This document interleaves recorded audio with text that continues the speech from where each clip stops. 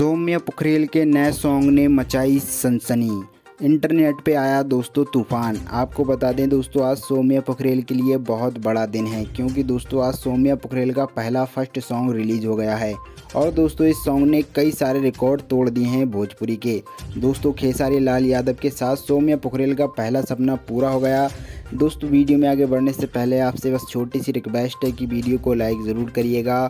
और आप दोस्तों सौम्या पोखरेल, खेसारी लाल यादव या भोजपुरी के किसी भी एक्टर को थोड़ा सा भी पसंद करते हैं और दोस्तों ऐसी लेटेस्ट अपडेट देखना चाहते हैं, न्यूज़ देखना चाहते हैं भोजपुरी से रिलेटेड, तो रेड कलर के बटन को दबाकर चैनल को सब्सक्राइब कर घंटी को ऑल पर सेलेक्ट ज़रूर करिए।